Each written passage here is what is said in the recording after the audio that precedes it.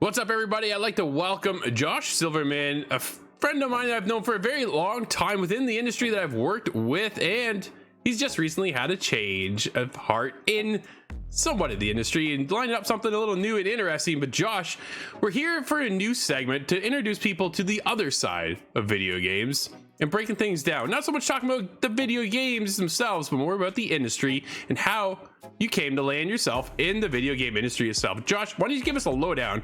How'd you make it here? I ask myself that question every day. So, honest thing, it's been this past March is 10 years, more or less, in the industry. I'd say that loosely, but in my case, I was a lifelong gamer.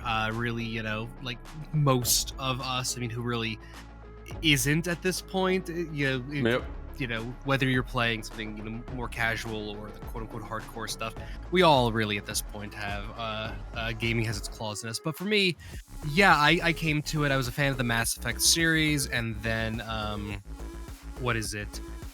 just where Mass Effect 3 came out, I had an idea simultaneously as my best friend at the time, and she and I just ended up texting each other and being like, you want to just turn on a microphone and talk about Mass Effect 3 after we finish playing it? It was the same thought from both of us. Mm-hmm. And that's the start of things. We did one episode. It got a little bit of attention, way more than you'd expect from just dropping a random podcast on the internet. And so we did a second one because then the ending controversy started, and then we're just like, we just enjoyed this. Is just fun to do. And we just progressed from there.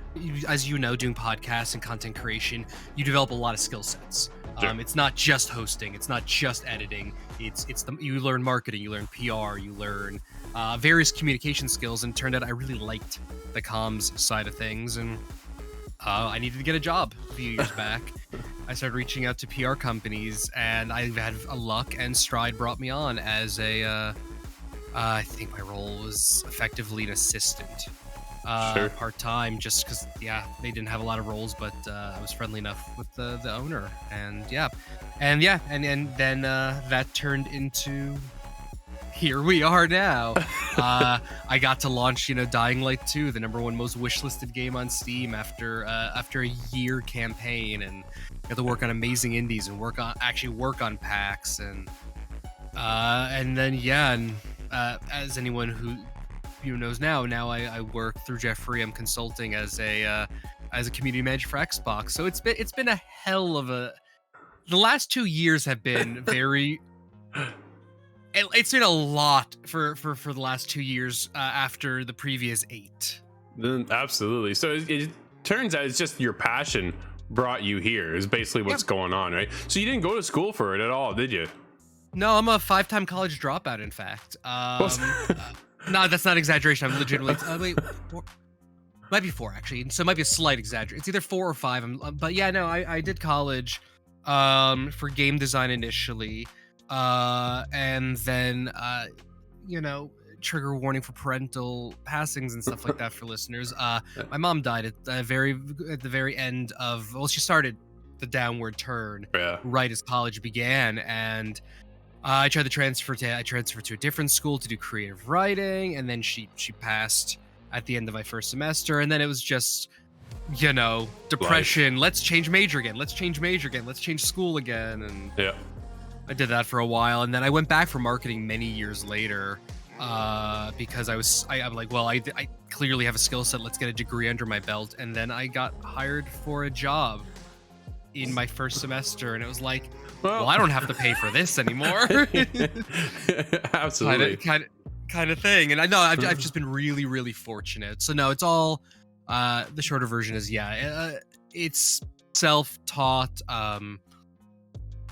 If I find something I'm passionate about, and this is how podcasting and video editing, all the things worked on the content creation side. Yeah. If I find something I'm passionate about, I just hyperfixate on it, and I just learn stuff. And I'm very fortunate that I can learn very fast if it's along a certain wheelhouse, a certain path, right? What are those skill sets that you use, you think, on a daily basis that might transcend over to somebody else for advice if they're looking to get into this industry on the PR side of things?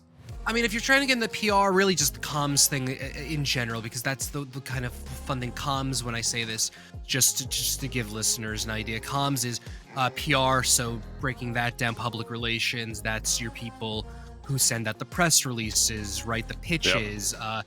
If you see an article, get written on or an interview happened, that might have been that media outlet reaching out to PR saying, hey, we'd like to interview present this, but it also could have been the PR outlet being like, hey, we have a client who knows these topics. Do you want to talk about this? A little professional than that. Sometimes I wrote that with that level of thing because it was fun and I really like to change things up. But yeah, so that's the PR side. Then there's community management, what I'm doing now, which kind of crosses into social media management as well, which is managing Twitter accounts, posting on Reddit, managing a Discord community. That one is probably the most ingrained with content creation, if one of your listeners is on that side of thing.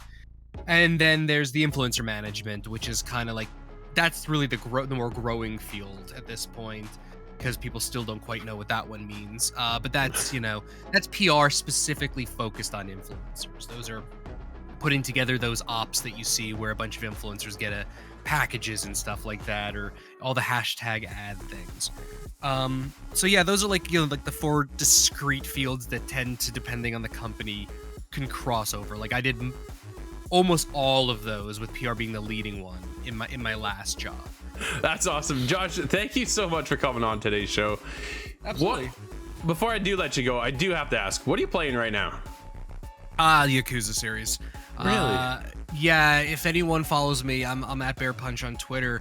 You can see I have several threads I'm now on Yakuza 4 is what I'm on, which is technically the 5th game because you start with 0. Yeah. And yeah, I'm gonna make an amalgamated thread of all of my threads, so if people care, I don't know. But yeah, I been wanting to play them for a while. I've been slowly buying them on sale, and then I was really down and depressed at the end of last year, and I was like, screw it, time to start. And the idea was it was going to take me years to get through them, and nope, I'm probably tonight from our recording going to finish Yakuza 4, the 5th game, and it's the beginning of April. So nice. I like them a little bit. A little bit. Absolutely. Josh, again, thank you so much for hanging out today. That, everybody, is what the side of PR looks like once in a while. Everybody's perspective is a little bit different.